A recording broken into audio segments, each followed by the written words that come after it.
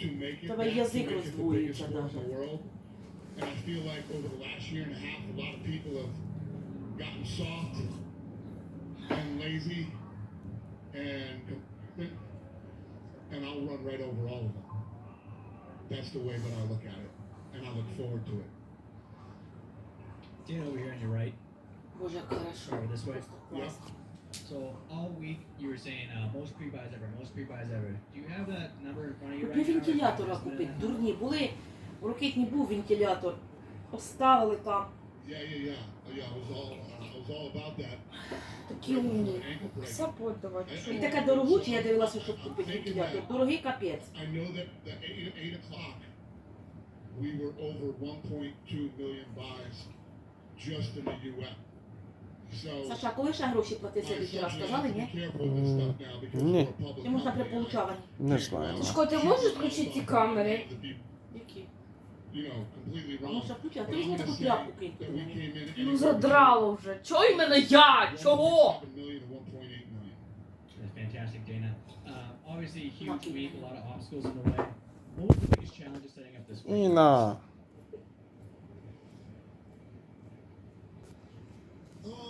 This was a typical Що ви включилося тріпача? The worst part of this week was tickets. Ма, вчора був великий бой. This job, Бойкову. I hate it. Які? I've been doing it for 20 years. Матч вчора був. And when people ask me, when you retire, what will you be excited about? Yeah, I'll be excited about not doing tickets anymore. That's about it. Every other aspect of this job I love. Це механічна, Саша? More.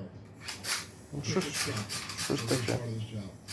Every wedding, every weekend, I'm doing a wedding and seating people, and nobody's happy with where they're sitting, and this guy's in front of me, and that guy's behind me, and especially when you get celebrities and all that shit. І ну все. And fighters, you see these. І ну все. I can pitch all night to you about tickets. Такі не змогла нормально писати. Та, по-моєму, 11? Неон, що це? But as soon as he's better, you see a rematch happening. І ну Не все. можу сказати, тому що наше і їхня є разлика в названні. Тут Хелі, а в нас Гелі. Вікі, Беррі, Бор, вуглевод у нас, азот, кислород, фріон, а тут фрул якийсь. People talk about the fighters' entrances, but Натрій, магнезія, алюміній, сіцилій, фарфор, best exits ever would сіра, share a хлор, with калій, The кальцій. world was on fire, and everybody was dying of thirst. That's the last fucking thing I would ever do. Марганець, тут марган, Ever. But good желізо, for him. Not кобальт, my thing. And we're finally back. нікел, Vegas is тут open. It's написано alive. нілеп. Do you have any dates, more dates here in Vegas for tomorrow? We do. Похоже. I don't know it off the top of my head, but we will be back to Vegas, yes. Мені А, рушничка. Ну, аж це Інка принесла. То я тобі камеру накривала. Before you were talking a lot about efforts to crack down Ти майки, Міра? online piracy and stuff. Where do you feel like you are with А that? така маленька коричнева. Оцей носить не буде, бо вона женська. Положив тобі на тебе буде чи ні? Буде, все нормально. Саші нема проблем, а в тебе женська січка. Блин, тебе надо на женскую. Я... Ліна, Без мене. я ти не надо того пофіг на женскую. Не. No issues tonight whatsoever with anybody purchasing. Такі прямо всі претенціозні. На койому покасає. А ну наприклад ту коричневу, буде на тебе чи ні? Немає... Не хочу, мам, мені... А с таким вот сюда могу не Іко? Іко, який у тебе в хапі? А там якісь свитри нові, ти давно не мірало, ге? Нормально, підійде. Поміряю, коли я буду класікати, потім поміряю. Нові, класний ти.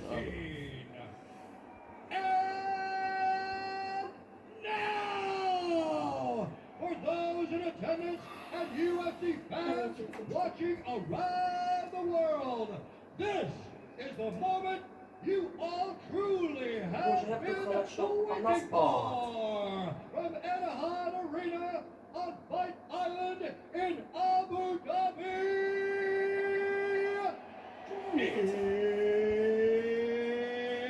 It's time!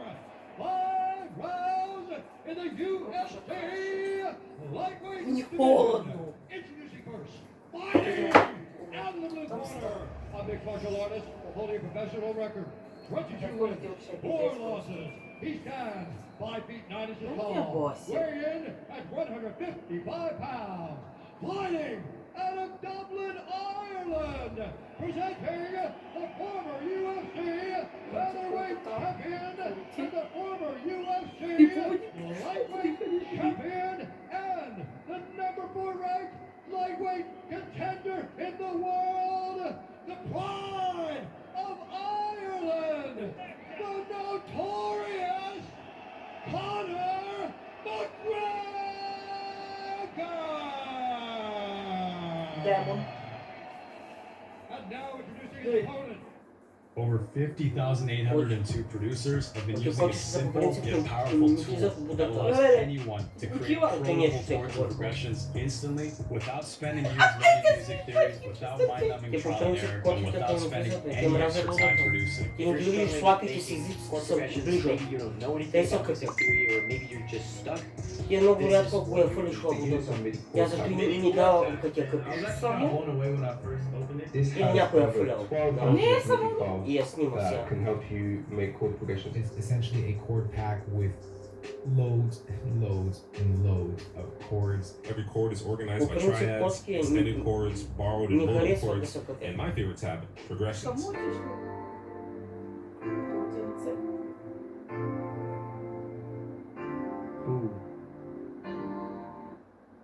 Fighting out of the red corner, a Jiu-Jitsu fighter holding professional record, 26 wins, 6 losses, 1 no contest. He stands 5 feet 9 inches tall, weighing in at 156 pounds. Fighting Lafayette, Louisiana, USA, presenting the former interim UFC lightweight champion of the world and the number 2 ranked lightweight contender in the world, Justin the Diamond Poirier!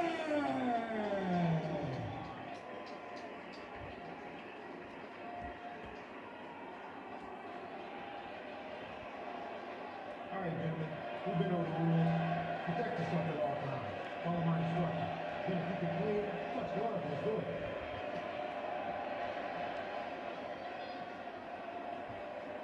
Hard to appropriately describe the tension in this building. I'd imagine a lot of you are feeling it at home. Conor McGregor opened with a hook kick 4 seconds into their first meeting. We shall see how he chooses to proceed early in the rematch, which is upon us. Well, he's going forward. He's going forward. In green immediately takes the center of the octagon and lands a left hand. Dustin Poirier is in black, southpaw versus southpaw here. This is the important time for Poirier. You got to get through the early part of the fight. If you're Dustin Poirier, you can't fall with the face of McGregor. McGregor immediately puts him on his heels. Ooh. Both guys exchanged a quick, fast hand from both men. That right hand, an encouraging early sign for Dustin Poirier. I think kicks are very important for Dustin. Trying to get close, and that Nice takedown.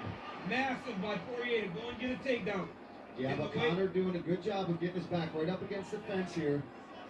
But the way he took him down, you could tell Conor wasn't really expecting it, right? Yeah. When he was expecting takedown with the Nurmagomedov, he was able to defend a little bit early. Great transition there by Dustin Poirier. He's going to try to suck his hips back down.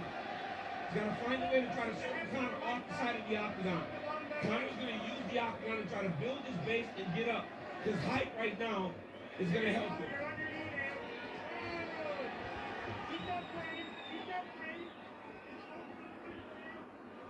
Nice job by Conor McGregor to manage his energy and get back up after the early takedown from Poirier, and there's that shoulder strike. Dustin started it. Conor threw one back even harder. Man, he does that so well. He throws his entire body into that strike. You know what it is, too? He's got great flexibility, and he uses that. Nice reversal there from Poirier. Yep, and Dustin Poirier's controlling the underhooks, which allowing him to keep counter-pressing against the side of the octagon. And you hear John Kavanaugh yelling that great head position by McGregor. That'll help him try to get back into space. Poirier's doing a great job of staying closer. Yeah, just wearing on nice knees in the clinch here from Conor.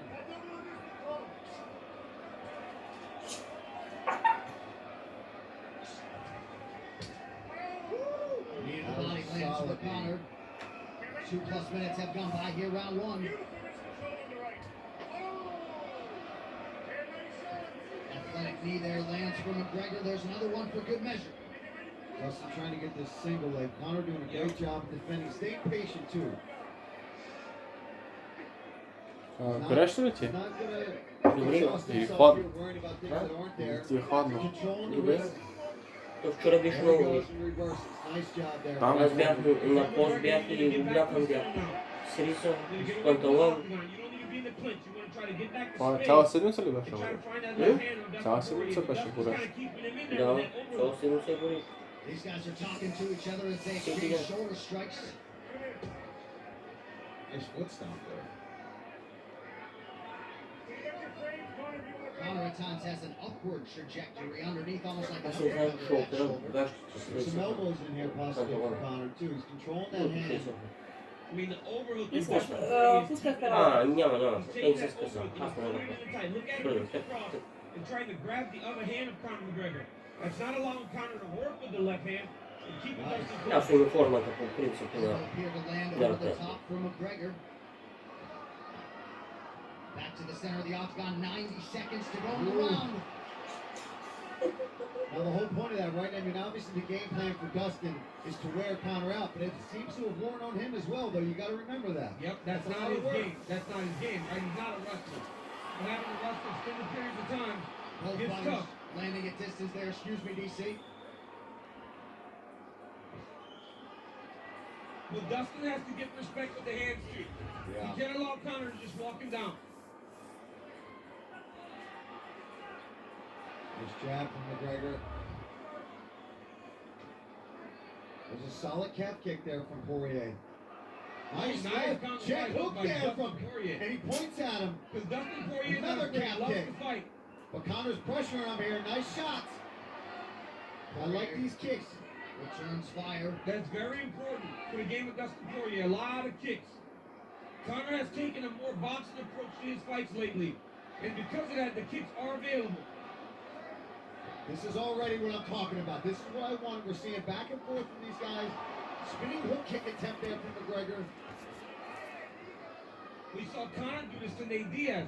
Because Nate Diaz has that big boxing stance. Conor was able to land a lot of outside kicks. Why should you invest in stocks on eToro? With eToro, I can invest in global and local stocks with zero commission. eToro also lets you train risk-free with 100,000. Jabs there for Poirier. McGregor now advances. And both guys really landing well in this Yeah, first this is a round. very good round. All right.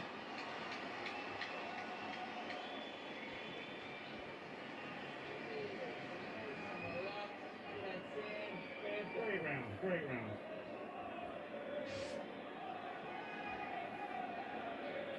Backhand up from around the way out, yeah?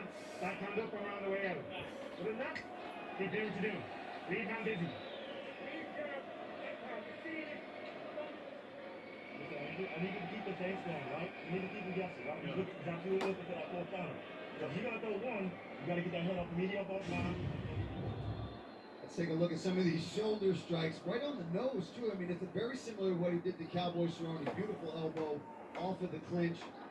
There's a left hand right on the jaw, and Poirier ate it. Very interesting. Nice right hand. But here's a nice check hook, I believe. Or not. We missed that one. We're in the start. We got more Куршуичка action. It's time to говорят, go, хорошо. man. Come on, ball out. We love the replay. But look, this is Куршуичка some говорят, more хорошо. stuff. Yeah, I'm Да. ready for round two. The fisticuffs are ready to Третій start now. курс бачить. Одно поліса з конусі, перед яким грав на око. Дав назад до паркіра, може. А сега последній в чорті беше прескладав. Кара, прескладав. Connor has not checked any of those low calf kicks, man. Dustin keeps landing them. Nice leg kick from Connor. Smart move. See, and now we're seeing the versatility. Connor's not just A boxer, he has He that. can kick. But He has many skills. He does carry a wider stance, which is why you see Poirier looking for these calf kicks And early he's in this landing. fight. That's the calling card of the American top team. Those guys blast those low leg kicks. But he's got to remember, DC, to get back to the boxing too. He can't just do that because Connor will get the timing like that. Yep. You can't throw him blind, right? Because every time you throw him, That leg is crushed right it's now. starting to get dead. Yeah, he's dead in that leg already. Світланіна We're on плаче. number 2. He's just got to be safe. Connor's got to start landing his punches right now too. Nice body shot there from Connor. And you can see Dustin Poirier is much more comfortable in there right now, right? Because he took a big shot from McGregor. There's a lot of questions when you've been knocked out by somebody early, whether or not you can take those shots. He took Connor's best shot, a left hand straight on the chin. He's more confident. But McGregor is still working in the ring and landing the shots. І толкування. Ай, толкування. Ні. Не язиці. Ні. А? Seems like Dustin's getting comfortable with the boxing range too now. Absolutely. And again, another touch on that lead leg of McGregor coming up on 3 minutes here, round two. I think it would be smart, DC, to Poirier now that he's attacked that calf, to mix in a takedown attempt. And maybe even for Connor, Yeah, for a level change, Yep, Connor's to save his leg a little bit. Because Dustin's beating that outside leg up bad. Oh, solid left hand from Connor. You just can't take him on the end of the punches. No, man, we can't sit out here at this range and play with McGregor. Oh, that leg's beat up, man. Dustin Poirier is Oh, beat big left from Poirier, now a right hand. Return. He's got to go back to the calf. Oh, Big left and now a right. Bang! Oh, my God. Dustin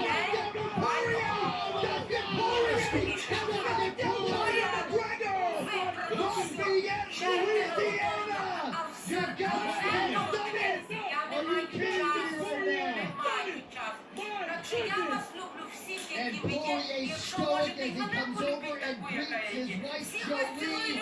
A stunner on Fight Island as they attend to Connor. Dustin Poirier has produced the biggest win of his career by a mile. Boy! Dustin Poirier beat up the legs. And then you saw him get more and more confident as the fight went on. He landed the left hand, and it was that right hand that he kept missing barely on that he got Connor with. Let's take a look at some of Я the дал сидим, а как Poirier, сейчас, just блин. a masterful Ну, performance. блям, Не сосванишь. Ended with the boxing. He started lighting Connor up here, up against the fence. Oh, big left hand over the top. And once Poirier gets comfortable, gets his confidence going, he's one of the baddest men on the planet, and he is as tough as they come, and he had him hurt. Oh, I mean, unbelievable. You cannot let Dustin Poirier get going. Because once he gets rolling downhill, he is an avalanche, and he is going to destroy you. And he put it on Conor McGregor. I mean, from start to finish, the first round may not have gone according to plan. But John Anderson, the more this fight went going, you saw Dustin Poirier get comfortable and confident. And he went at him like he's a man. Dustin Poirier is a man. And what a reaction first from Mike Brown, Dia Davis, and Thiago Alves, and then the fellow Louisianan Daniel Cormier. But we said it off the top. Power in all limbs, right? Just as much power in the right as the left, Paul. Power in the lower half. And Dustin Poirier has officially turned the mixed martial arts world on its axis tonight. One final time tonight. Here is Bruce Buff. Ladies and gentlemen, referee Herb Dean is going to stop to this contest at 2 minutes, 32 seconds of round number 2. Declaring the winner by TKO, Dustin the Tiger Poirier.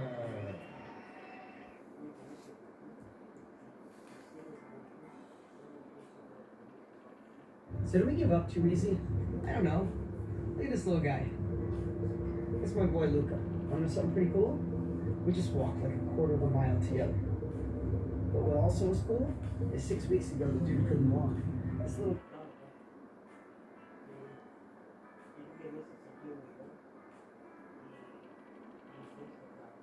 guy tried over and over.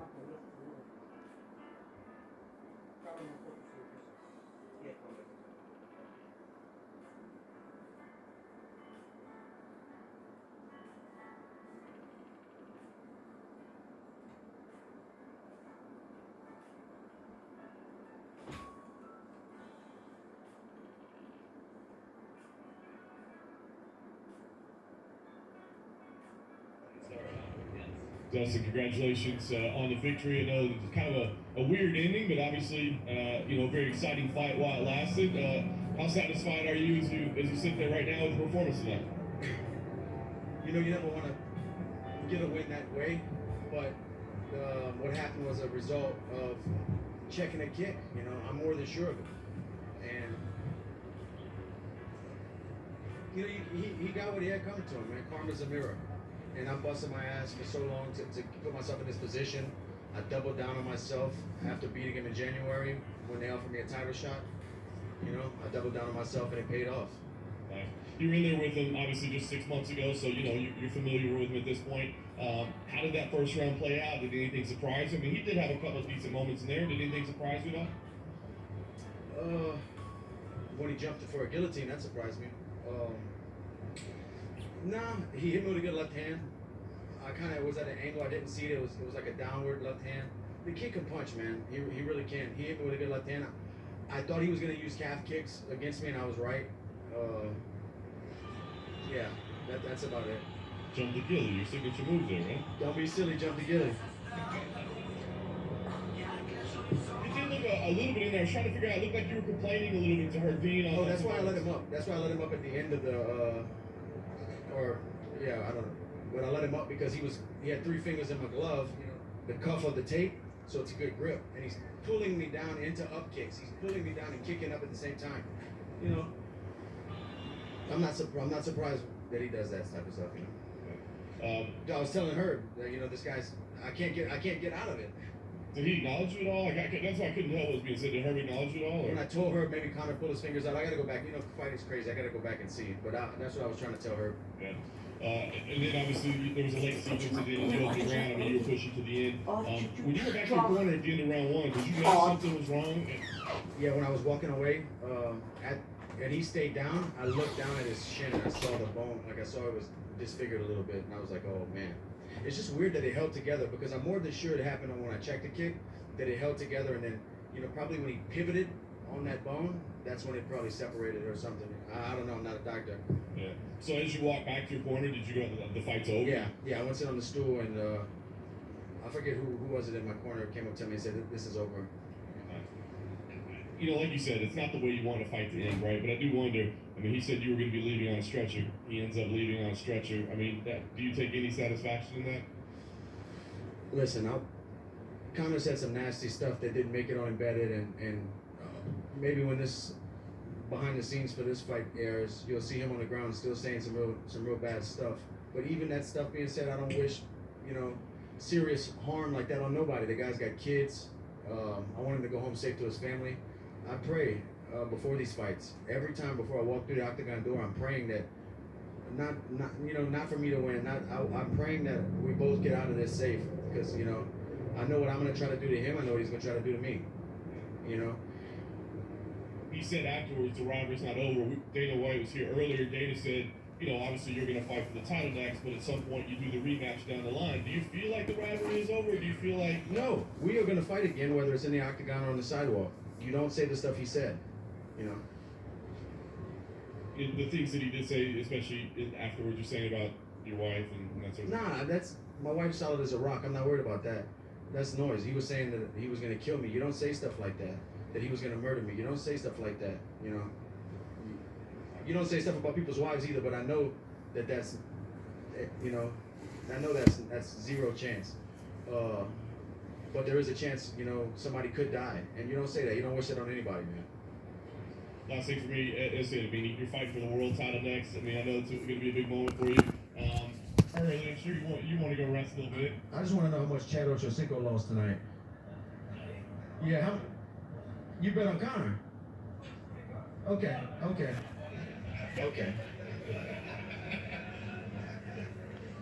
figure you put more down on that as well.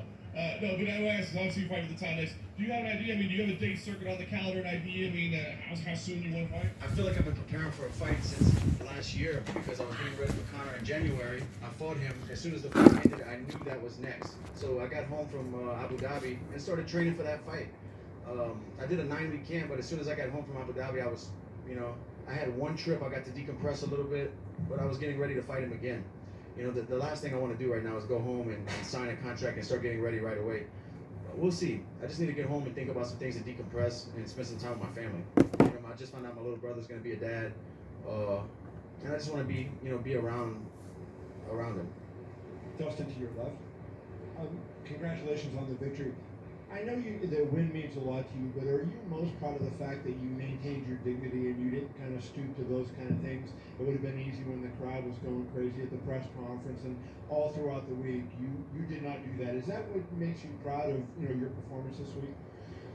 I'm proud of the performance, but I am proud at maintaining the mindset through all the craziness, all the talk, all the noise that's surrounding me when coming into these fights. And it doesn't start just here on fight week. It starts months away on social media. The last month I got off of social media and just let my agency post, and they would send me a picture. I would tell them a caption. They would do it all, and I wouldn't have to get on because there's just so much negativity and so much toxicity on that, man. I don't need that around me, dude. I'm trying to be a light. I'm trying to help people. Look, my goal is to provide for my family, and with these same hands that I beat these guys down with, lift my city up, lift people in need up, and just be a beacon of light and a voice for people whose voice isn't heard. And I feel like I'm doing that, and I'm happy.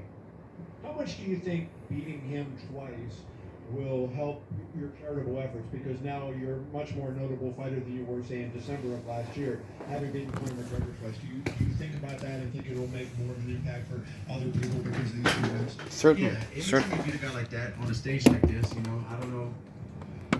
This was a big fight. A lot of eyes were on this, and I got to talk about the good fight a little bit in the post-fight interview. But not only the post-fight interview, my career, my star gets bigger. More people are Googling, and I'm reaching more people. And with that, we can set bigger goals and just keep the good fight going. I have very big plans. We're going back to Uganda to build housing on land we bought. With the overflow money after we built the water wells during the Khabib fight, me, Manny Pacquiao, Justin Wren are all coming together with our nonprofits, and we're going there. We're going to build on 40 acres, and I'm just excited and proud and happy to be in a spot like that, to be able to recognize the position I'm in, and I want to keep growing, and these kind of fights do that. You referenced the guillotine attempt that he had before. He put that quote out where he talked about, I don't recognize losses by submission, only KOs. So, when you look at it after the fight and you go, he tried twice on you on the guillotine, like, what does that say? The fact that he's dogging submissions and yet there he is trying to submit you twice. That just shows you, man, that it's all noise. I feel like all the craziness he was doing, he has to do that for himself, to hype himself up. Honestly, man, I'm good. I don't even like this shit anymore, dude. I just scrap because I'm good at it and I enjoy the fight. But all this other stuff, all the talk, I just come here to get in the fight.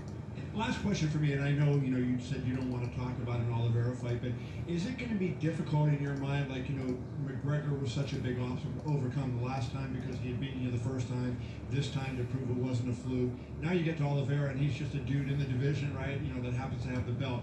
Mentally, will that be a hurdle, or will that be a little bit of a challenge during camp to get yourself back to that same place? No, he's not just a guy in the division who happens to have the belt. He's a guy who's picked himself up off the canvas time and time again, fought through adversity, through 2 weight classes, been in the UFC a decade. He's not just a guy with a belt, he's earned every ounce of gold he has around his waist, and I have nothing but respect for guys like that. I don't know him personally, but his work history, I can't hate on anything he's done. The guy, it's incredible. That's tougher to do than, I think, to go undefeated, because you never learn things about yourself. You learn so much about things about yourself in those losses, and of climbing back up to the top and getting motivated again. That's when you find out you're a real fighter. Now, I'm not saying that these undefeated guys aren't, but I'm just saying I have respect for somebody like that who's climbed back up and won a world championship. Hey Dustin, down here to your left. Congratulations on the win. Trilogies in combat sports, there's always a sense of like closure and finality for trilogies. Do you feel that coming off of this win? Closure? It sucks, man, because I was gonna beat the guy if his leg would have held up. I don't know. I'm not sure yet. I need to digest it all, because right now it kind of feels weird that I have a lot of fights, and there's always been a definite end to my, besides the first Eddie Alvarez fight was kind of gray area, but it's not a good feeling, I won, and I feel like what happened was because something I did, but it's not like I went out there and submitted him or put him away.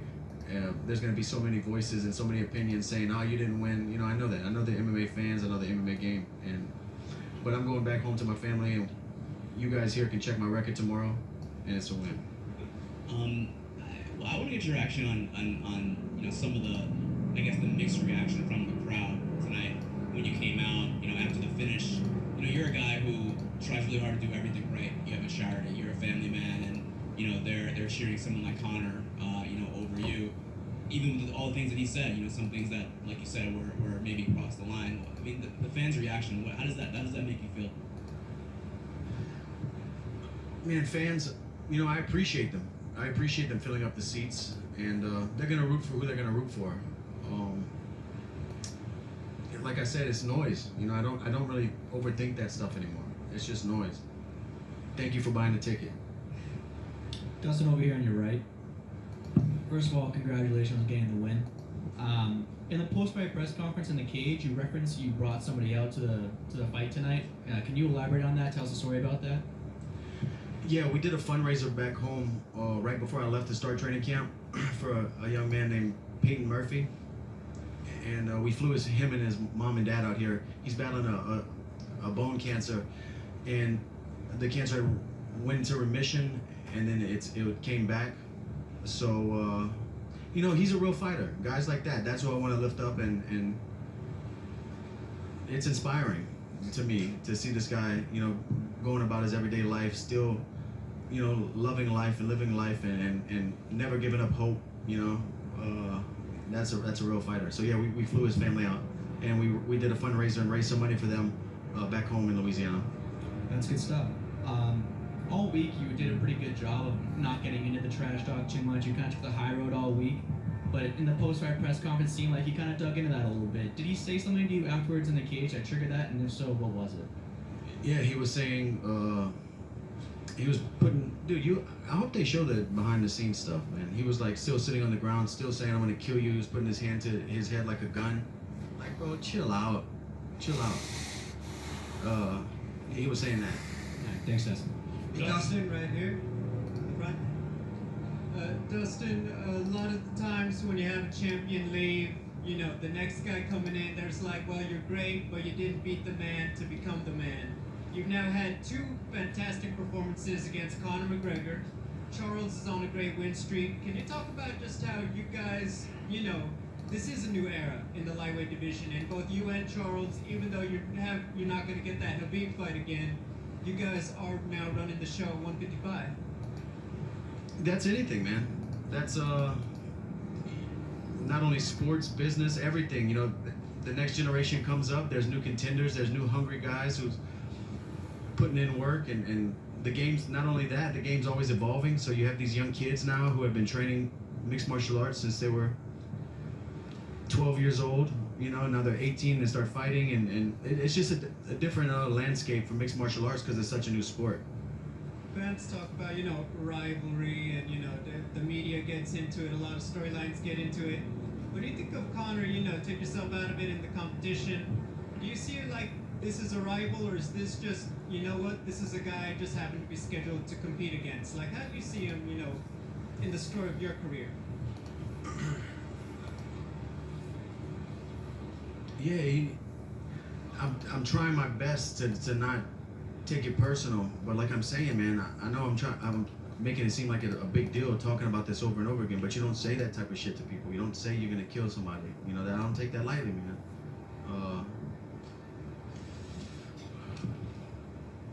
I don't know. Thank you, Dustin, right here. You mentioned that you don't really, like fighting too much anymore necessarily, but I like fighting. I don't like the process. I don't like the sheep fans and the crazy clickbait media. Fair enough. You know, it's turned into a fashion show. You know, I like the real stuff, and that's fighting. That's the only real part about this whole thing. Right, so I mean, if you were to go back in time, though, like, if you never got into fighting, what do you think you would have ended up doing? I don't know. I was getting in a lot of trouble before fighting, man. I'm not sure. I'm glad I did. For sure. Is it fun for you to kind of see all the celebrities at a big event like this? Yeah, it was cool, man. Steve-O came backstage, David Spade, a bunch of people. It's awesome. Tonight was packed. Trump was right there when I turned around. It's crazy. Did Rat King make it up, Theo? Theo's here, yeah. Right. Theo is here for sure.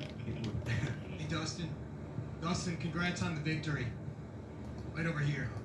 Let's say you beat Oliveira and you become the lightweight champion. In your eyes, does Conor McGregor need to win a fight to get a title shot against you? Bro, Conor McGregor is 1-3 or 1-4 in the lightweight division. Yeah, he has to win some fights. But like I said before, a guy like that goes out there and starches somebody, he's right back in the top contender talk. Just because of his star power. Dustin over here. The guy with real questions at the press conference. Thank you, sir. All stories have heroes and villains, the good guys and the bad guys. You work with kids, you inspire, you motivate, you change lives. What's the message you can give to these kids about how people are cheering the bad guy and booing the good guy in a setting like this where they can understand how life really works sometimes? He is a magnificent personality, we get that. But the work that you do, obviously, the kids have to be confused. Why are they booing the bad guy? What do you tell them, and how does that affect you personally? I don't know. I don't think about it that deep. That's just the world we live in, That's just the world these kids are going to grow up in. I don't know how to answer that question. Does it, when he is being cheered, and listen, this crowd is chanting USA for every other American fighter other than you. Does it affect you in any capacity?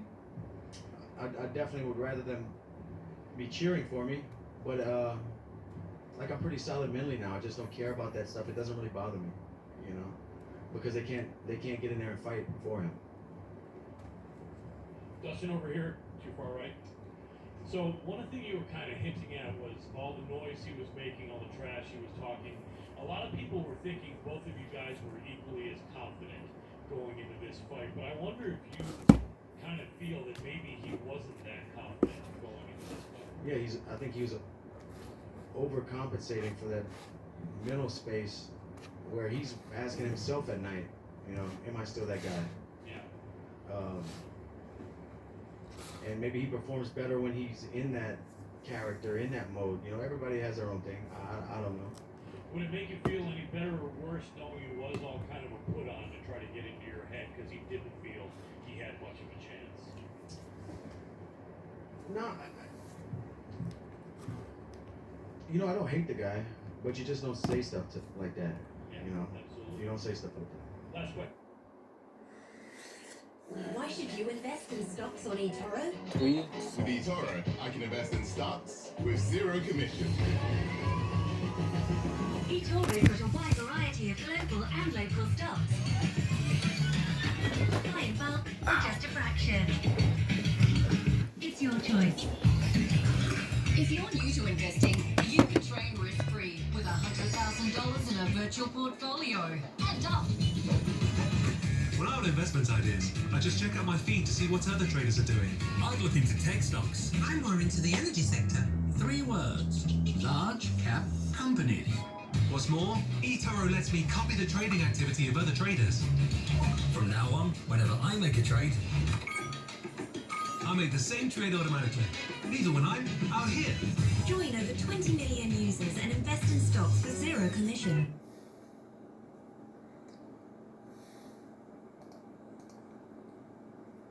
Great speed. Has a lot of great attributes. His ability to thrive under pressure and cameras and lights is you know, amazing as well. But he's just a human being, like I was saying at the press conference. You know, he bleeds just like me. Absolutely. Congratulations. Dustin, would you mind to talk a little bit more about Oliveira? How do you see you can beat him? How do you see him as your next opponent?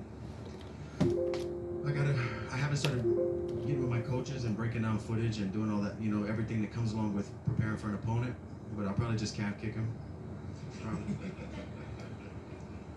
When and where do you want to fight him? We'll see. I need to go home and decompress.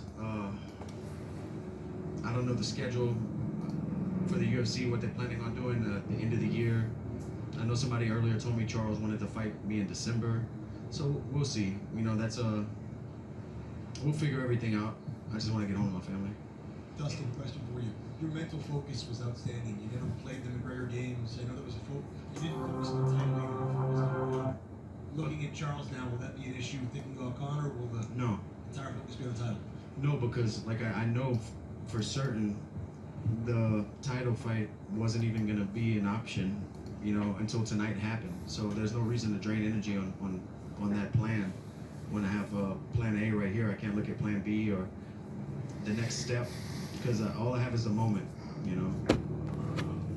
Dustin, I think after the last event, a lot of us felt the story between the two, everybody liked the interaction, but now after seeing what happened in this fight week, where do you think that the hate from Conor stems from? Like we were just talking, maybe he has to build himself up to be that guy, and he performs better that way. He believes the stuff he's saying, and he turns into that character. True, that's what I think. I don't know. Maybe he's a bad person. I don't know. And then a couple other lighthearted ones. I'd love to give you one more chance to plug the stuff that you're doing with Justin Ren and Pacquiao, a little update on where you guys stand with that and the work that you guys are doing. I have to give my wife and see the donations that come in through the website, and then obviously every fight I auction off my fight kit, so 100% of those proceeds from the auction of my fight kit of what I wore tonight is going to go to that goal, and I'm not sure exactly where we're at with that.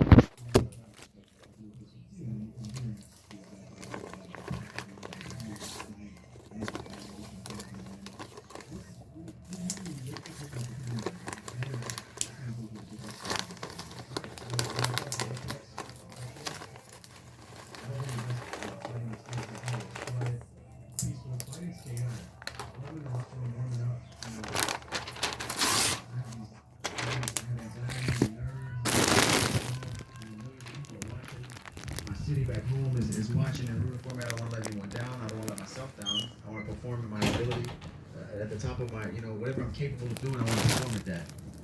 And yeah, that like I'm just over time I've got acquainted with those feelings. So when I'm in the locker room warming up, I'm like, here we go again, you know. And I've learned that those feelings are what keep you alive, what keep you able to react in a moment at a higher speed and be on, you know, be on your game. But I like fighting in the apex when it was quiet. So I know you've been for a while, but the chat, we've been asking a lot about you tuning everything out, you tuning Connor out, not paying attention to it. But what about, like, do you have to have a conversation with the family and people around you to say, hey, listen, a lot of stuff's gonna come out, like, just ignore it, don't pay attention to it, because other people might have a more difficult time. Yeah, with my wife yesterday. Yeah. Thug wife, by the way. That's the new nickname. Yeah.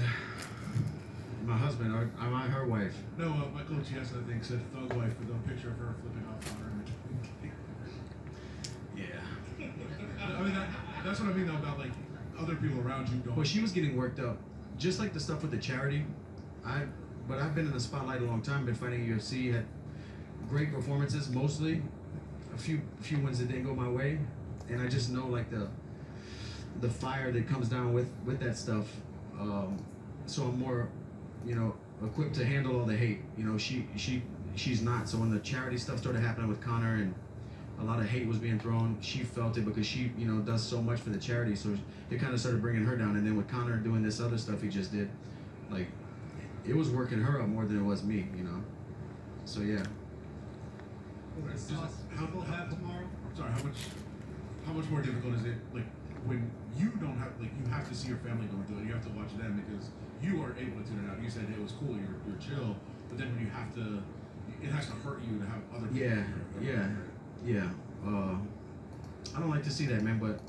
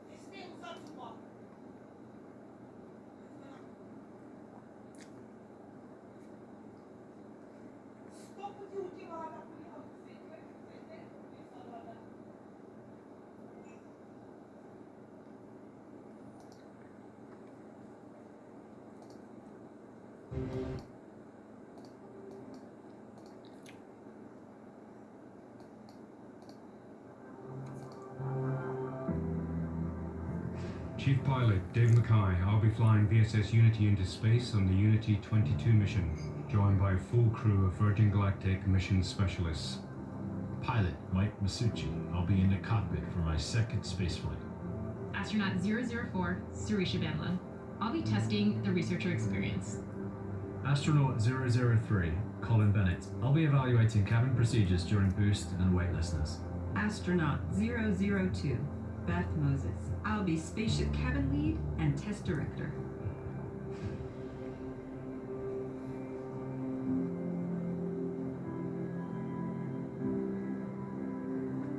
Astronaut 001, Richard Branson. I'll be evaluating the customer spaceflight experience. As the Virgin Galactic founder, I am so proud to have this remarkable crew of mission specialists and pilots by my side as we fly to space. I've always been a dreamer. My mum taught me to never give up and to reach for the stars. This July, our dream will become a reality. And we're really excited to share that moment with you all. And when we return, I will announce something very exciting to give more people a chance to become astronauts. Because space does belong to us all. So watch this space.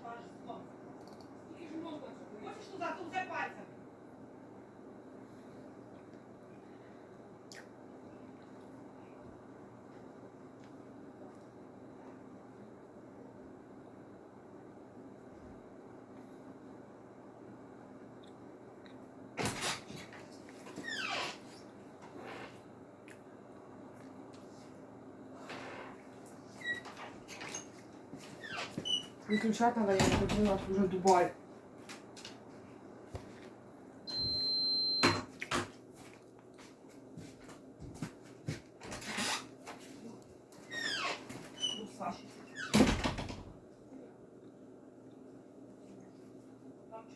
Мені треба йти холонуть. Що ти греш? Свіжий хліб. Вкусненький. Їсти хочеш? А як ти із ванку взяла? Я собі бутерброди роблю кожне утро, знаю, а що. Вони зовсім самотно будуть летіти в космос. А я хотів в жопу летять. Через пару минут. Що, хто куди полетить? Що? В жопу. Кошко, що? У космос летить. Хто буде летіти? Ракета? Ти що, їсти хочеш, ти хліб жереш сам? Ні, просто мені нравиться. Дай сапу. Дай ту борідку обдеру. Сашко, хто летить у космос? Опять так само, як от в прошлий раз? Придурки. Ти цього бачила десь? Кого?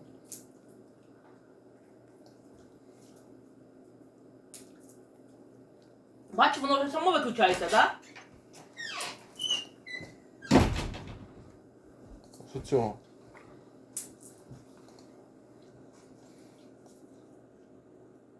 Ні. Сьогодні церква. Та що ніяких польотів не буде. Ти що, ніколи не бачила свого дядька ніде на інтернеті? Ніде. Він самоліти робить чи ракети? Хренью займається.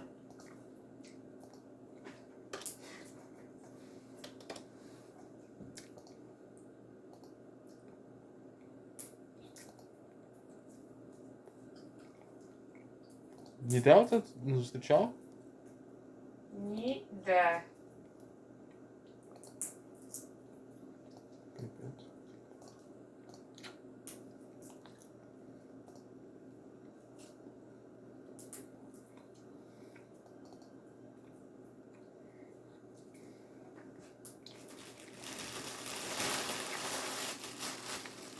Коротше, хочу зробити польоти в космос доступними для всіх. О, управляйся. Управляйся. На Марс.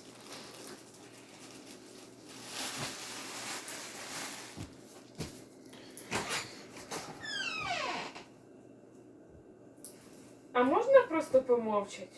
Ні. Як так? Як це так? Як оце диво. Бо я так хочу. Угу. Рядні рядні. А я сказала, я так хочу. Угу. Так я лучше. Я жрать хочу. Ти через те така зла. Блін, точно. То біжи нажирися. Я все одно буду зла. Я всегда зла. Коли ти мене бачила не злою, скажіть? Ніколи. От іменно. Так що, от ліпися до мене, ти можеш не приставати до мене? Таня! Саша, тобі ближче, там візьми монтаж. Вона сама пристає, а я винувата.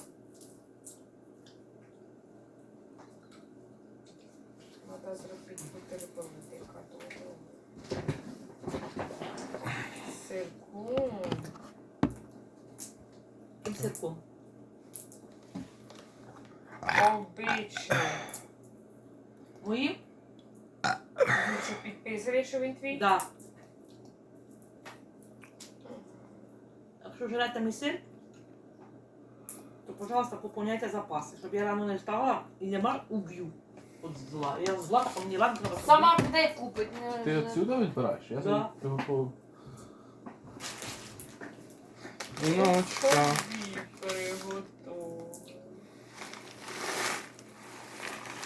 І не вздумай жерти зубами, а тільки пальцями. Понятне діло. Поняв, жрать тільки пальцем. Я зубами не вмію. А я вміла. Я не знаю, як баба його робила, засуває.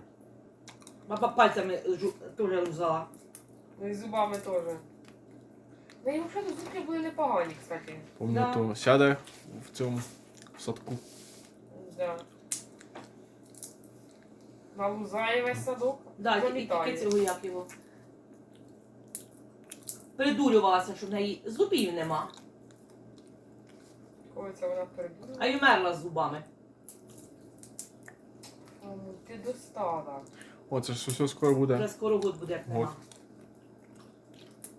Год. 23-го і цього, да? А ти що, ти теж помниш дату? Да. Так, це так. Звідки? Напоминання до народження не знаю. Як це ти дату знаєш? Ну так. В голові забилось. Таня, не дай Бог я завтра забудуся, бо ж я хотіла ж і за пам'ятники завтра зайти, я не знаю куди. Я теж не знаю, я городок знаю, а... То хоч городом, Я не знаю. а я взагалі не знаю.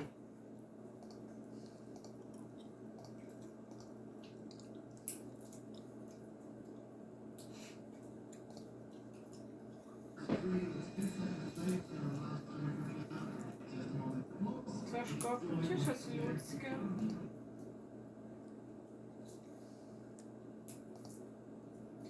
Скільки часов зараз?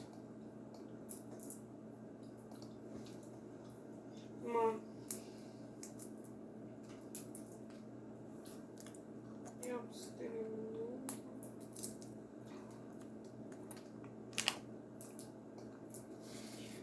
Тут так хорошо. Да. Будемо всі спати, тут поставимо на полу. Так, а що на полу? Я буду спати на дивані. Вже дивана геть обкатали. Капець, а диван у нас взагалі шикарний. Таких видержать. І він взагалі не прогинається. Взагалі не робиться на... Вам таке і треба. Очень класно. Ну, все одно не таке кровать. Диван собі диван.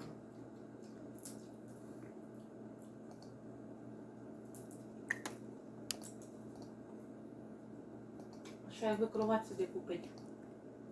І коли ти її поставиш? А хто із? Evaluating the human-tended Ось сюди стола research прийняти experiment. сюди таку. Ти чув? Experience, sorry, using an experiment from the University of Florida that requires several handheld fixation tubes. My favorite word, tubes. They'll be activated at various points in the flight profile. The Sir Richard Branson will be televising while on board during the flight. I'm not sure Тут what треба they do. I hope вибрати they have або cabin, диван, або cabin кровать. cameras.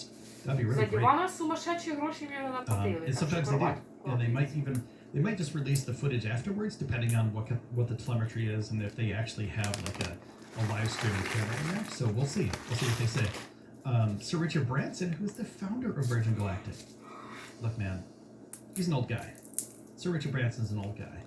He's a grandpa. Sir Richard Branson, he's in shape though. He's a tough dude. He's also a billionaire. He's Elon Musk's friend. He posted a tweet this morning with him and Elon at the spaceport. So they're hanging out this morning. Founder of Virgin Galactic. He'll be evaluating the private astronaut experience. So this isn't just like, you know, Joe Bob down the street at the old airplane hangar. Like they want this to be a really cool experience for everybody, and they want to make sure that like you get your money's worth. This is a high-end thing. It's for thrill seekers, but it's also for regular people. So we're waiting for the countdown from the Unity 22 stream. Pilots on the mission are Dave McKay and Michael Masuki. They'll be flying VSS Unity, and CJ Sturko and Kelly Latimer will be flying VMS Eve. Thoughts of Astra and Rocket Lab. I love Rocket Lab. I love Astra too. They're both amazing. I love what Rocket Lab's doing. I hope they make big rockets soon. And they are on their way to making big rockets. So they have such a great process to build those rockets too. Ticket goes for $200,000 for regular people. Yeah, it's 200 to 250,000. So $250,000 to go to space, which I mean, you get it. You get Де пасується ночкується? get some time weightless in space, Гадина. and you know that alone could be immeasurable. These days, many people are wondering, could this be the right time to invest? As eToro traders have shown, periods... There we go. Скажи, хай бере цю байду. Тихо. В космос будуть літати, понімаєш, ма? Зроблять таке саме, як цим. Обикновенним цим самолотом можна літати. Полети.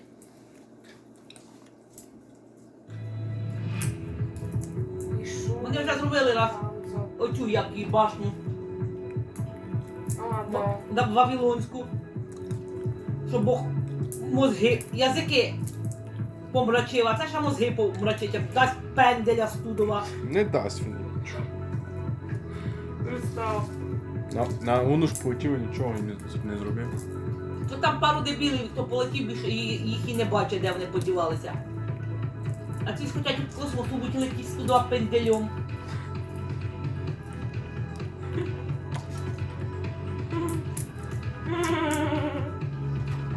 У болгарок таке красиве слово шамара, каже, да шамара. то геть уже прибалділи, ти подивися, в космос вони собралися. Та ні, вокруг планети тільки і все. После към 7:30-8 часа, защото много горещо и тъйшата. Аз четах за листата на краставиците, защото от джирата и като ги поливаш, може да пръсне малко, за те стават цветя. Аз те пръскам на Ама листата. то отива пак, без да искаш от това. Гледаме да внимавам, зато и сутрин са полива, когато е хладно. А пък от плагница студена е водата, пък земята е пряла. Хората правят сутрин поливат. То нашия... Всички нормални хора поливат вечерта. А чучу е... Александър повика, че едно време имал някакъв бидон и от сондата си го пълнял, цял ден сондата с Слави, сопнеше тихо. Шако да пускай? Unprecedented access inside the spacecraft. Просто лутка сама Live пуска. performance of a brand new song by multi-platinum artist Khalid. Entrepreneur, philanthropist, iconoclast, activist, adventurer, billionaire, goatee host organism. Later today, Richard Branson and his crew will return to Earth as astronauts. Hello, everyone. I'm Stephen Colbert. Thank you for joining us. Earlier this morning, Richard Branson and his crew arrived at Spaceport America, ready to embark on a life-changing journey. When Richard called me and asked me if I'd like to host today's live stream, I said, "Who is this? And how did you get my number?" Then he said who it was, explained today's flight test mission, and I said, yes, I would be honored to host your launch. After all, I've known Richard for years. I've never been to his private island, but that's okay. That's how close we are. Friends don't have to ask friends to their private island, evidently. And to be fair, it might be because I've spent most of our friendship making fun of him on TV. Да, якось сильно ця суша не нажарена. Або наче тричі пережарена. Ні, наче якась суша не нажарена. Richard Branson, Sir Big Baby here, having what some critics have called facial hair. That little tree stump clinging to your chin. The grinning goat man. A cross between David Bowie and Pan, the goat god.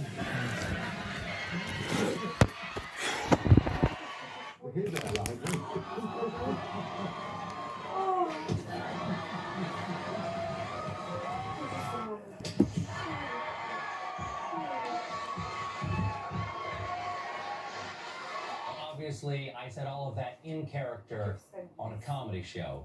So, Richard, I want you to know, as myself, sincerely, I meant every word. But there is one thing Richard and I do have in common, a deep, lifelong passion for space exploration. That's why Richard founded Virgin Galactic in 2004 with the dream of sending private citizens into space. Now, to do that, he needed to build every part of a whole new industry. He had to construct a spacecraft capable of the journey. Then, to launch these space planes, he had to help create the world's first commercial spaceport. And most importantly, he had to find the people capable of turning his dream into a reality, as well as people brave enough to get on a spaceship built by the guy who launched a soda this awful. Seriously, he lost money selling sugar water. All aboard! Today marks the culmination of Branson's dream. He and his crew will set off on a supersonic voyage in which they'll achieve a maximum velocity of more than Mach 3.5 and ultimately enter zero gravity. Imagine staring out the window of the vast expanse of space and seeing Earth below, our beautiful blue planet staring back here. Unless, of course, you're the guy in the middle seat. Then you have to ask the astronaut sitting next to the window to put it all in perspective for you. Oh, and I'm being told that there are no middle seats in space. Thank you, science. It's been a dream of mine to go into space ever since I was a child. Unfortunately, I cannot be on the spacecraft today. I had a thing. Also, I was not technically invited. But Richard was generous enough to give me a spacecraft of my very own. And I will be using this model to give scientifically accurate play-by-play of today's historic events, as well as doing this. The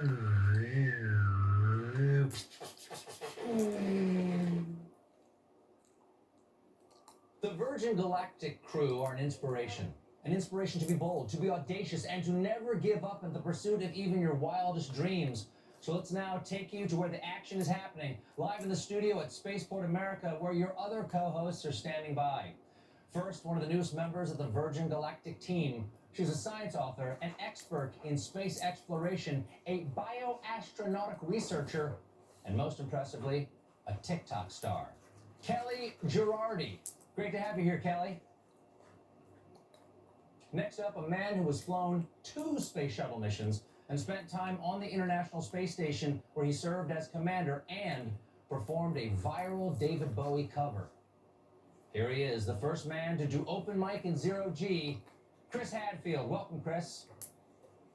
And finally, your mission host for today. She's a structures operations engineer for Virgin Galactic, and fun fact, actually got married in the spaceship that will be taking the crew up today, Veronica McGowan. So now I turn it over to Veronica, Chris, and Kelly for more on today's historic flight. Thank you. It's a pleasure to be here with you all, live from Spaceport America. It's a momentous day for Sir Richard Branson, a milestone for Virgin Galactic, and a historic event for the future of spaceflight.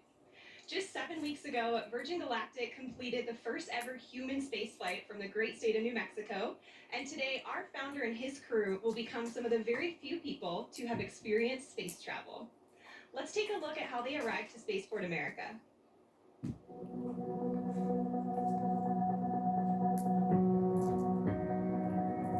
Сам буде летіти? Ні, в 5.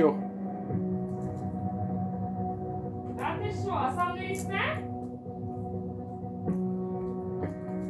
Сам не можна. Ти що, смієш? А ти що? Зробив і сам не може полетіти. Чуєш, Марк? А, сам стих колись раз. Да. Це тобі не фігня.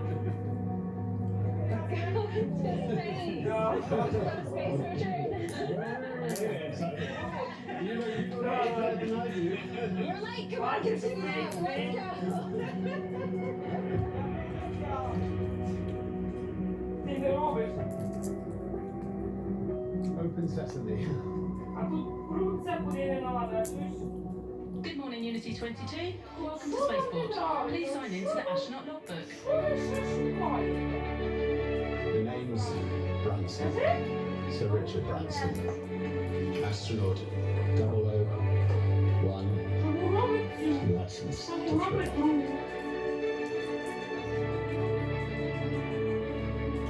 Astronaut 002, Beth Moses. Astronaut 003, Colin Bennett.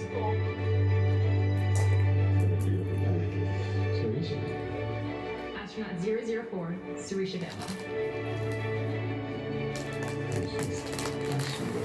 004. Congratulations, Unity 22. You are officially registered for space.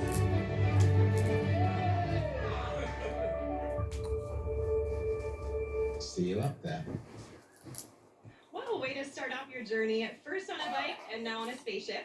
The team is airborne. Here's some footage of them taking off just moments ago. The spaceflight system was towed out to the runway and elegantly took to the skies on what is a beautiful morning here in the state of New Mexico. They're at approximately 30,000 feet in altitude and climbing as we speak. Our spaceflight system is comprised of 2 vehicles in a mated configuration. Our mothership Eve, named thoughtfully by Richard after his late mother Eve, and Spaceship Unity, named by the late Stephen Hawking as a vehicle that will unite the world through space. Once at the launch altitude and location, Eve will release Unity for a voyage to space. So today is the day, everyone. Chris, what is the significance of today's flight? Yeah, I love it when the stuff of dreams becomes a reality. And we've been dreaming of commercial spaceflight, of people being able to fly in space. I mean, since the very first pioneers started flying, the X-15, which was a wonderful program in the 60s, was so much like the profile that they're going to follow today. And then the Ansari X Prize to try and push the limits. That is very much the DNA that's on this bottle, in fact, the DNA that has allowed this vehicle to fly. It is like all of those pioneers and the flight today. They pried the door open initially, but this crew today is really pushing it open permanently. And I'm really excited for the flight, but I think it's so significant professionally, technically, but personally for the people on board. Absolutely, and you mentioned opening up that doorway. Kelly, you're one of the people that's going to be going through that doorway soon. We are so thrilled to have you here to get a preview of what you're going to experience on a Virgin Galactic mission in the not too distant future. You got to be getting pretty excited, right? Incredibly excited. You know, this is an emotional day, right? Those doors are opening for the next generation of astronauts. I feel like we have front row seats to the final frontier today, and I'm so excited to get a taste of what I'm going to experience soon. Definitely. Well, I'm so thrilled to have you here. And you too, Chris. Thank you guys so much for joining me today for this. Let's take a look at what we've got in store for the live stream. So while Mothership Eve is transporting Spaceship Unity to the launch point, we'll check in with the crew and the preparations that went into today's flight. We'll also share some perspective on the Virgin Galactic mission, so who we are, what we do, and our vision for commercial space travel in the 21st century. Next, we'll give you a guided tour through the Virgin Galactic experience, showing you what our astronauts will see and do throughout their stay, both on the ground and on their life-changing journey into space. Once we've reached the launch altitude and location, we'll see the moment when Spaceship Unity is released from Mothership Eve and accelerates into space, all coming to you live. So there's some incredible energy building here at Spaceport, and we're happy to have some special guests on site taking in this experience. My co-host Kevin, what's the vibe like down there? Thanks, Veronica. I am currently here at Spaceport America's hangar floor, where the ships usually reside, but as you just saw, they're on their way to space. Right behind me, I have the rocket motors we use for launch, and to my left, a very important person, CEO of Virgin Galactic, Michael Cole-Glazer. Michael, good to see you. It's great to be here, Kevin. Michael, I have one question for you, and that is, what does today mean? Kevin, this is a landmark moment for Virgin Galactic. It's a landmark moment for the new commercial space industry, and it certainly is a landmark moment for our founder, Sir Richard Branson, who right now is showing that when you have the fortitude to follow your dream, you can make a hugely profound impact on the world. It's a historic moment, because today we are endeavoring to open access to space for all. Can you imagine?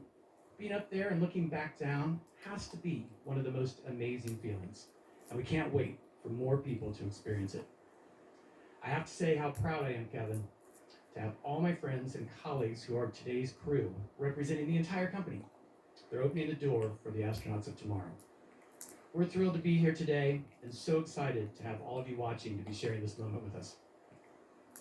It surely is a historical moment for us, and I'm excited to be here. I'm going to be out in the street, so I'll see you guys in a little bit, but we're going to send it back to you.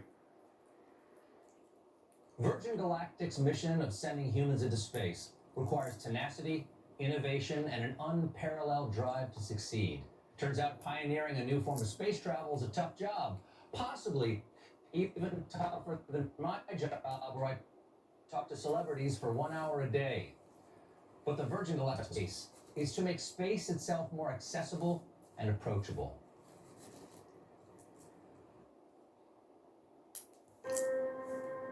Line 3. Hello. Hi.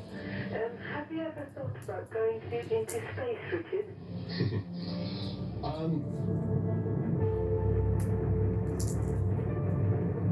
The moon landing was a catalytic moment for me. I remember my dad taking me outside onto the village green, and we just looked up at the moon.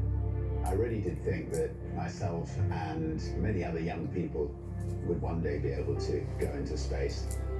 I waited and I waited and waited for that opportunity, and it never came. It got me thinking. I went to the registry office and I registered the name Virgin Galactic Airways. It's a brilliant innovation story. The origins of spaceflight at the time, it was big government. The X Prize was a chance to turn that into a much more personal spaceflight experience. Spaceship One claimed the X Prize, and it proved the dream was possible. This was the first private venture to go to space, return safely, and do it again just 2 weeks later. And then from there, we just started expanding. We knew we wanted a bigger system. We wanted something that you could float about the cabin, actually experience zero gravity. Virgin Galactic offers the first real platform where we can actually open it up to make space for all of us. We we build on the shoulders of giants, but we want to be that first baseline for Earth and actually deliver on that promise. We are changing the way humanity views space. We've taken the impossible and we're making it inevitable. I always want to celebrate the team on this. You need heart. You need the best minds. You need the best humans to work on programs like this. The sky's no longer the limit for us. This is an inflection point in human history. 2 astronauts on a tiny television inspired a kid from England. Imagine what greatness can come from a generation seeing Earth from space. You're seeing your home planet. It's a real connection with the Earth. It grounds you and it feels timeless. I think in the same way that I was inspired by the moon landing.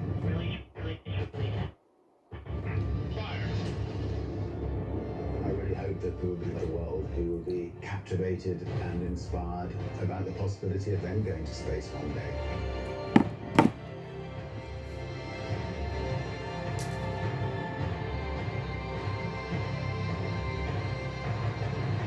Have you ever thought about going into space, Richard? I'd love to go into space. I think there could be nothing nicer. So if you're building a spacecraft, I'd love to come with you on it.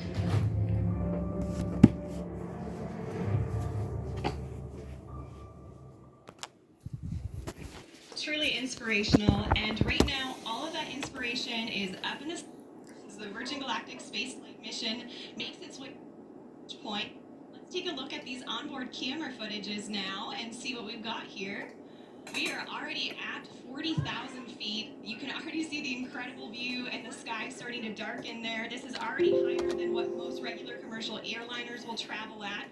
So I'm sure all of our astronauts are taking in that view already and getting really excited and prepared for the mission. Now, Kelly, we hope to connect live with Richard throughout the show here. What would be going through your mind if you were on board with him right now? Gosh, aside from the overwhelming excitement, right, I think it would just be a sense of awe. The hard work and the vision that it took to get to today, and the magnitude of what it means for the next generation of humans who are going to experience the wonder of space.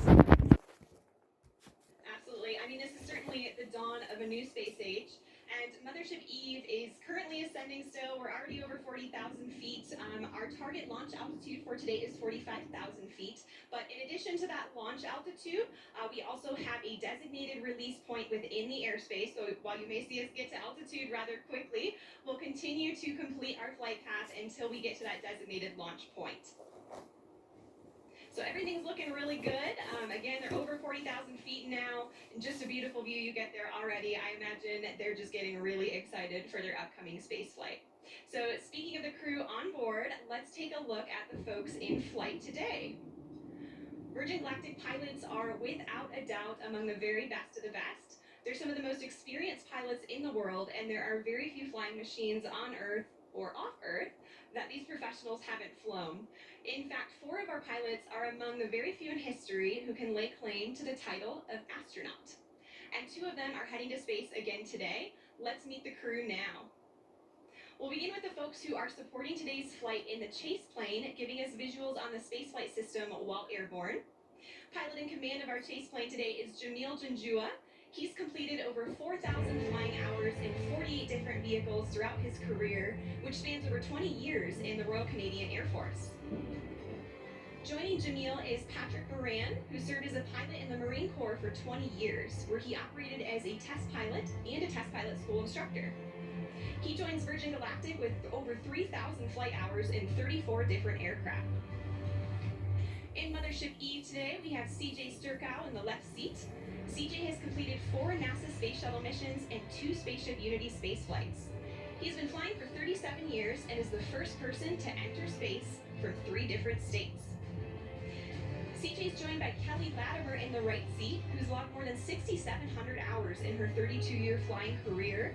And Kelly is also a pilot with Virgin Orbit, our sister space company, and she just flew their successful launch the other week. Piloting Spaceship Unity today, we have our chief pilot and astronaut, Dave Mackay. Dave's been with Virgin Companies for over 25 years now and has more than 14,000 hours of flight time to his credit. Just incredible, and spanning no fewer than 140 different types of aircraft. With Dave is astronaut Mike Masucci. Mike recently passed more than 10,000 hours of logged flight in a career that's put him in the cockpit of more than 80 different types of aircraft, including the U-2 and, of course, our very own Spaceship Unity. As you can see, our passengers today will be flown to space by some of the most accomplished and experienced pilots in the world. And in the cabin of Spaceship Unity today, there are 4 mission specialists. Let's hear some more about them now. Astronaut 004, Sarisha Bandla. I'll be testing the researcher experience. Virgin Galactic is opening up the opportunity to go to space for everyone. This is a whole new era to get people from different backgrounds, different geographies, different communities into space. And it's giving researchers the opportunity to fly with their payloads. And that is unheard of. They can take the work that they've been doing on Earth to space. And I'm so excited to see where the community takes it in the future. Astronaut 003, Colin Bennett. I'll be evaluating cabin procedures during boost and weightlessness. When I was younger, I assumed that space was only available to a very select few. I had no idea myself that I would ever be in a position to go to space, but here I am. And how awesome it's going to be to be a part of the journey of opening this up to hundreds and then thousands of more people in the future. Astronaut 002, Beth Moses. I'll be spaceship cabin lead and test director. I cannot remember not dreaming of going to space. It was the little tiny kid looking up at the stars, the little girl making model rockets. It just was part of my childhood. I think it's a very natural, human, innate curiosity. We're all explorers and adventurers, so I really don't remember an age or a moment where I discovered space. I just always remember dreaming of going to space. Astronaut 001, Richard Branson. I'll be evaluating the customer spaceflight experience. Astronaut 001, what a title to have. Now, I don't know about you guys, but I'm excited to hear who gets the spot of 007 as well.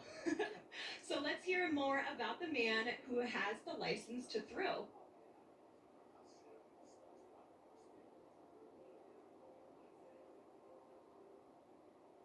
Now, say what you want about Richard Branson, and I have. He has left an indelible mark in the world of business, travel, and entertainment. And it's all been fueled by his restless sense of adventure. And where did Richard get that intrepid spirit? His mother, Eve Branson. She taught Richard to be bold, to be brave, and Richard knows for many reasons today would not be possible without Eve. And he's penned a special letter in tribute to her. Tell Joey that you like the tailor. Dear Mum, you always told me to reach for the stars. Well, I took my own winding road, but I always knew to follow your lead. You always pushed us to our limits. When I was a child, you threw me out of the car miles from our house and urged me to find my own way home. You let me jump into a river to sink or swim. You and Dad taught me and my sisters independence and loved us with fierceness and tenderness. You were always an adventurer. You took glider lessons dressed as a boy, enlisted during World War II, toured Germany as a ballet dancer after the war. You flew treacherous routes as intrepid cabin crew for start-up airlines. You took us into the great unknown on family holidays. You treated every day as a chance to explore. Before the word existed, you were always an entrepreneur. You helped make ends meet by creating your own small businesses. You showed me how to grow a company, how to treat people, how to be creative, how to balance work and play, how to live. You were always a romantic. You and Dad showed Joan and me the way to build a life filled with humor and heart, open humility, honesty and happiness. You showed us the value of kindness, the magic of laughter, the beauty of music. and the joy of family. You were always my guiding light at Virgin Galactic. You shared with me that the day we named our mothership VMS Eve was one of your happiest. You always knew Eve would start my journey to space one day, just as I always knew you would do the impossible for me. Well, Mum, our mothership, which carries your name, will carry the next generation of dreamers into space. You were always a dreamer. You urged me to strive for every opportunity I saw. You told me to chase my wildest fantasies and to live life to the full. Well, the brave may not live forever, but the cautious do not live at all. How you lived, how you loved, and how you are missed. Dad always said, "Isn't life wonderful?" And you both showed us it was.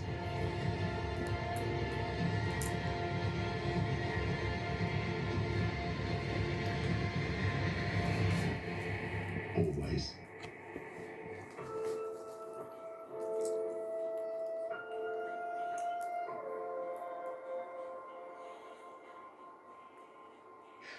Such a beautiful letter. Eve Branson really was an inspiration to all of us here at Virgin Galactic.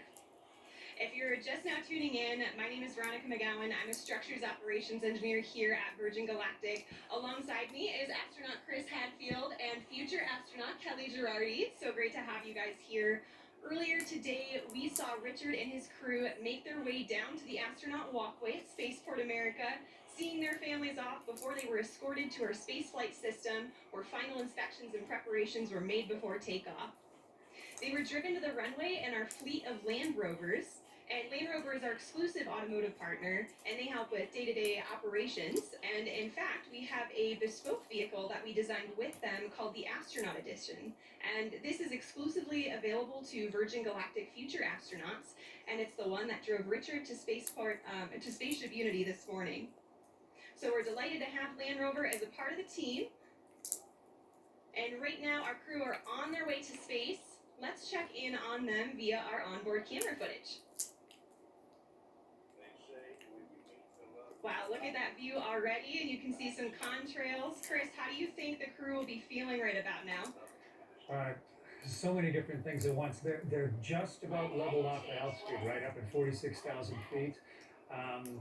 But inside their bodies, they've got like this tug of war going on because they're focused. Like there's no more focused, the 4 in the back and the 2 in the front, really focused. But at the same time, there's this like rising excitement that you can feel like a thermometer going up inside your own body. But I remember at the time, what I really wanted to do was go back to my 9-year-old self and just run around the cockpit and scream and wave my hands because it's just so exciting and fun. They're focused, they're professional, they're doing their job, but it's just a magnificent moment as we get ready for ignition.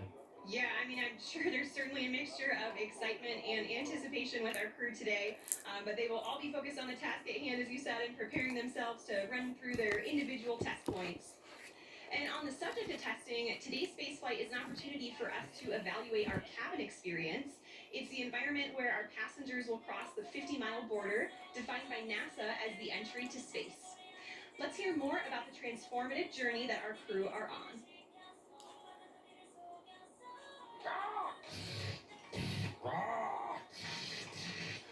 You shall. Oh, hello.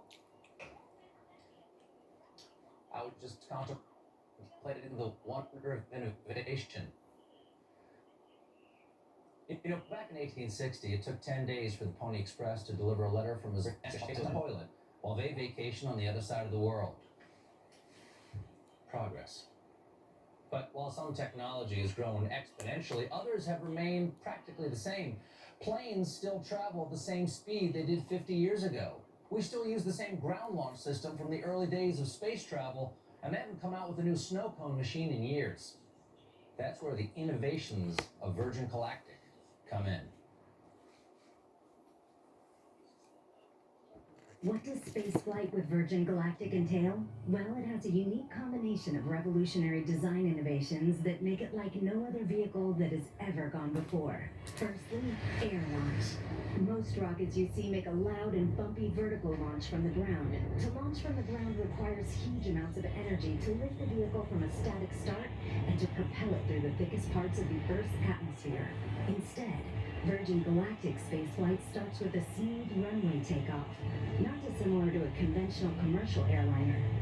The spaceship, attached to a mothership, gracefully ascends to the launch altitude of around 50,000 feet, bypassing the thickest parts of the Earth's atmosphere, making it far more energy efficient and far more comfortable for the passengers inside. When the vehicles have reached the launch altitude and location, Mission Control provides clearance for release. Release. The pilots activate the launch and set spaceship free.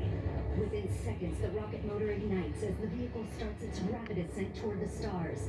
During this awe-inspiring journey, the spaceship reaches speeds of up to 3 times the speed of sound. And out the window, passengers will watch the colors blue through indigo, and then to the iconic inky black as they soar into space.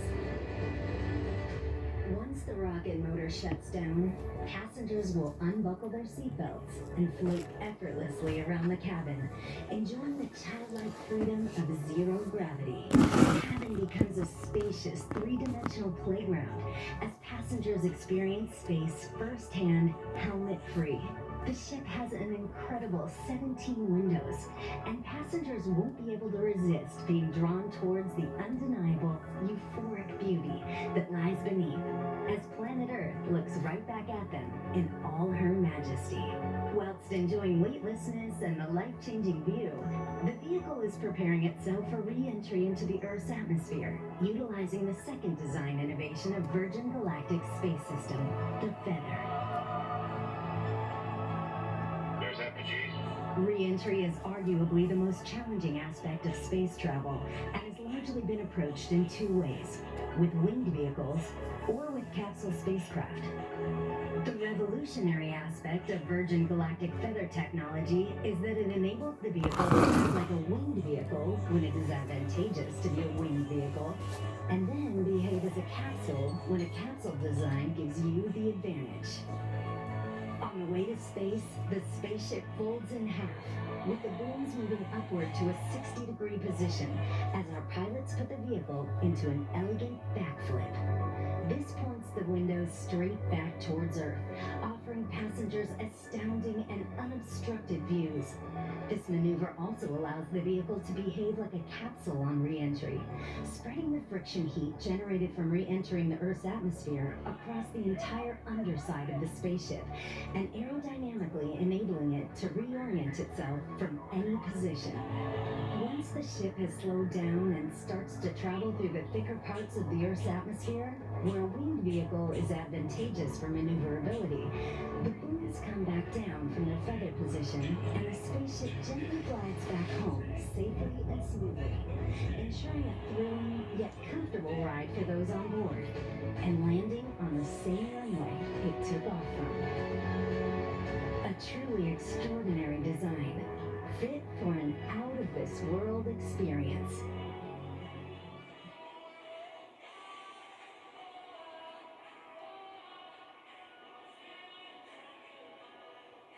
Wow, that is some next-level space engineering. I love how its re-entry is feathered, just like Richard's hair. And I imagine it must be an emotional and life-changing moment to experience zero-G and see our fragile planet floating in the depths of space. I would go up in a minute if my wife would let me.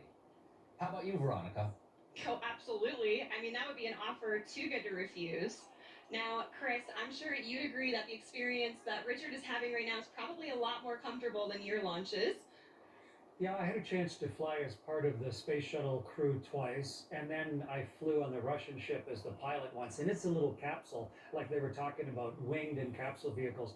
But both of them needed a rocket to get them up above the atmosphere. And the beauty of what Sir Richard and his crew are doing now is that they've had the mothership Eve to carry them gently up. So yeah, they're much more comfortable than I was at this stage, getting ready for the second engine and the rockets to ignite there. Yeah, I can imagine. And Kelly, now I know you've experienced zero G already in some parabolic flights. Your spaceflight will surely be an extension, right, of that zero G time. What are you most looking forward to in terms of conducting experiments in that environment? Yeah, exactly. Like Veronica said, I've done a number of parabolic research flights here on Earth where the aircraft takes this roller coaster profile to simulate zero G seconds at a time. But during a dedicated research mission with Virgin Galactic, I am most looking forward to that continuous, uninterrupted minutes worth of microgravity exposure to do my experiments. It's just an unprecedented time. The next generation of researchers and scientists are going to be flying with their payloads, and I'm so excited for what's to come. Yes, definitely excited for your space flight, and I'm very excited that people can experience, not only that personal transformation on space flights, but also conduct scientific research. So it's a really flexible platform. I am hearing from our Mission Control Center now that we are about 6.5 minutes out to release. We're getting pretty close. So let's go ahead and switch over to our onboard camera footage for the whole portion of the flight here until landing. I am hearing we're in the middle of our L-10 checks. And L-10, it means we're approximately 10 minutes out from the moment when Mothership Eve releases Spaceship Unity, and this is based on an estimated time of arrival to that release point, so timing may vary a little bit, but the closer we get to that point, the more accurate the estimate becomes, and right now we're about 6 minutes out.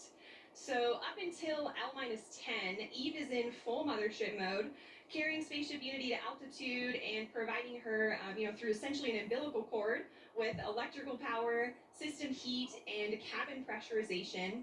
And this air is conditioned, so we can keep folks cool on the ground for hot summer days like today, and heated at high altitudes where things get a little bit cooler to keep the pilots and the passengers comfortable.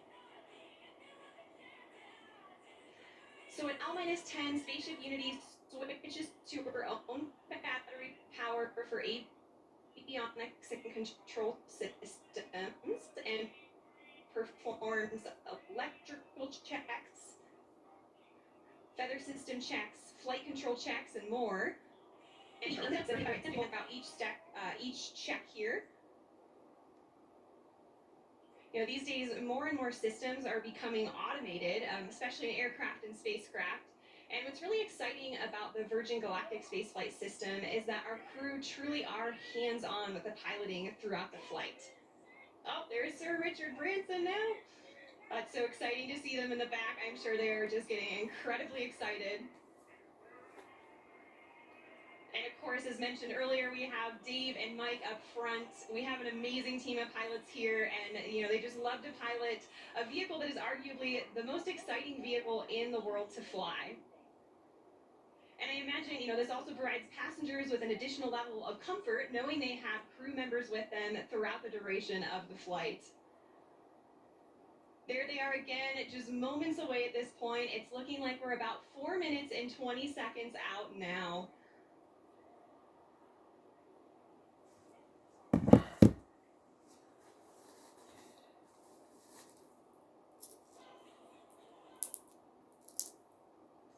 All right, so I am hearing from our Mission Control Center that we have L-4 checks in work now, so we just passed the 4-minute mark.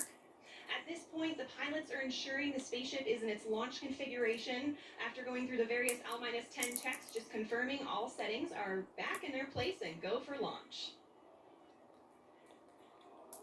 Now, this is also the point when Spaceship Unity will isolate her air supply from Eve and prime the rocket motor by opening the backup oxidizer valve.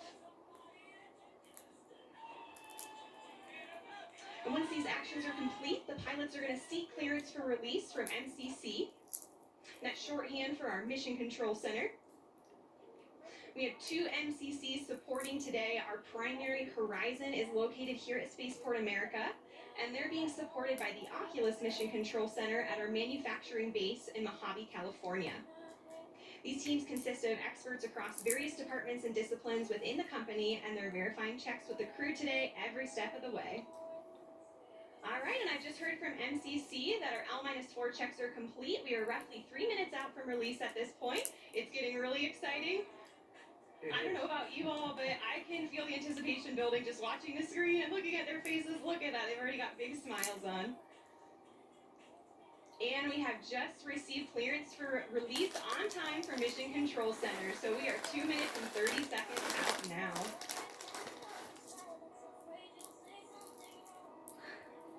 I can only imagine what it would be like to be on board. This must be incredibly exciting for the crew. Таня. Що називається пісня? We're about 2 minutes out now, and once we get to the 30-second point, Spaceship Unity is going to arm the launch pylon. And then once we get to that designated point, the mothership pilots are actually the ones that engage the release, setting Unity free. So we have actions for both the mothership pilots and the spaceship pilots, so they're in coordination and all agree Ти on the можеш launch. чуть тихіше подожди на секунду? Ти що скажи? Yeah, it's a hugely exciting and focused moment right now. Definitely. 1 minute and 30 seconds.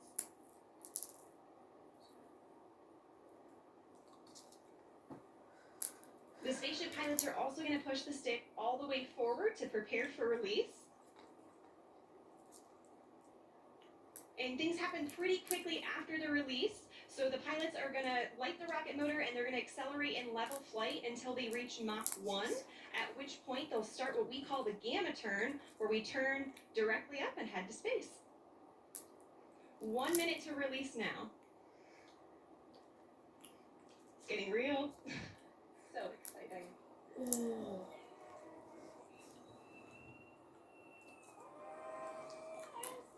Спасибо. 45 seconds.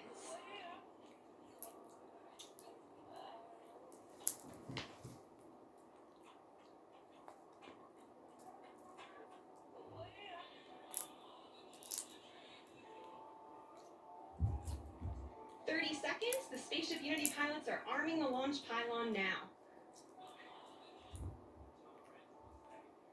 We are armed for release. 20 seconds.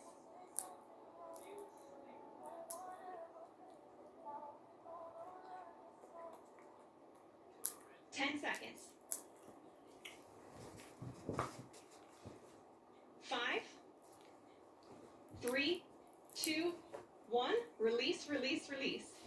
Clean release. Ignition. Good rocket motor burn. There's Mach 1 trimming now.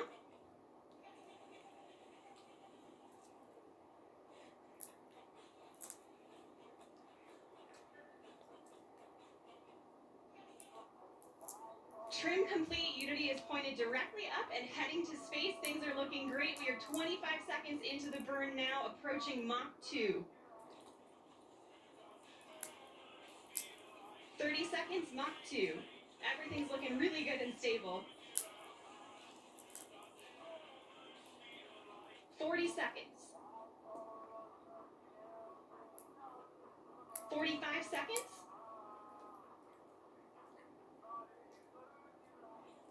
50 seconds, approaching Mach 3. There's Mach 3. And 60 seconds, and that is a full duration burn, folks. We are headed to space. And the passengers in the back have been cleared to unstrap. Our predicted apogee is 279,000 feet and climbing.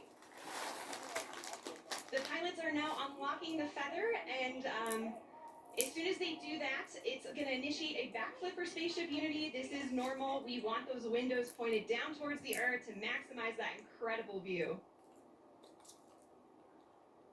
So feather is coming up now, and the pilots are also enabling the RCS, or reaction control system, which is what they'll use to control the attitude of the vehicle while we're outside the atmosphere.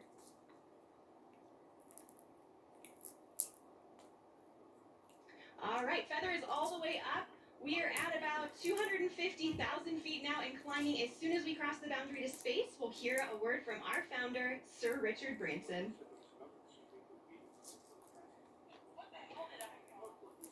Welcome to Space, Unity 22.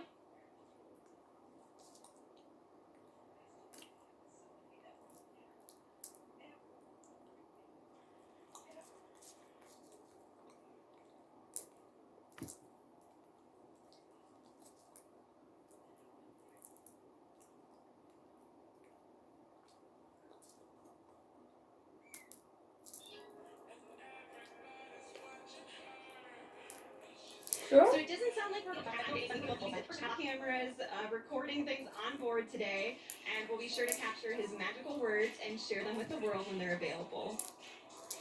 We reached apogee 282,000 feet. Remember the day, remember where you are, and remember who you shared this with, and remember the name Virgin Galactic, because today, space is virgin territory. The culmination of a life's work, more than a half a century since the world rejoiced in and was transformed by humans leaving planet Earth, Sir Richard Branson fulfills his long-held dream of experiencing space with his crew. Congratulations again, Richard, and congratulations also to Sarisha and Colin on becoming astronauts today. And welcome back to space to Dave, Mike, and Beth. Oh, you can see them now?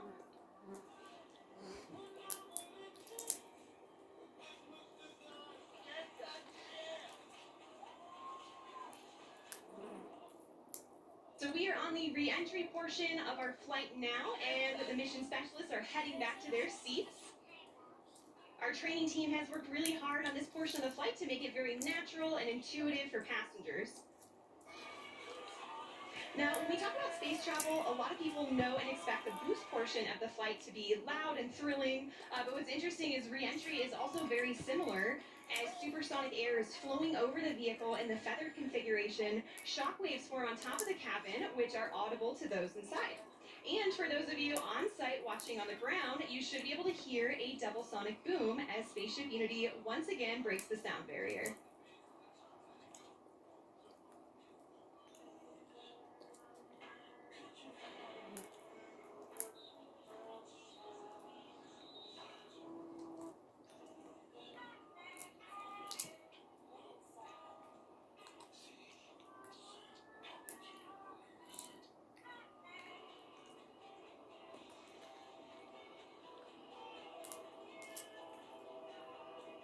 All right, folks, we are now subsonic, just under 75,000 feet in altitude.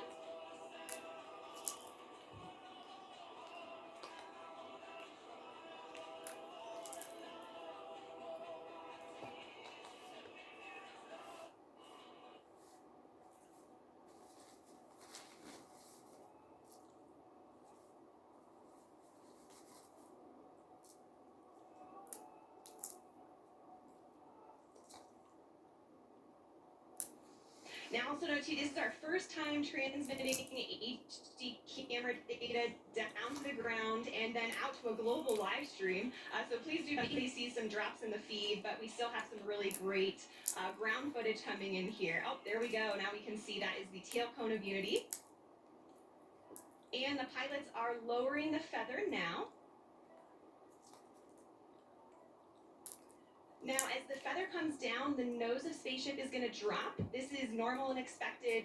Once that feather's down and locked, the pilots will begin a gentle pull up to a level attitude.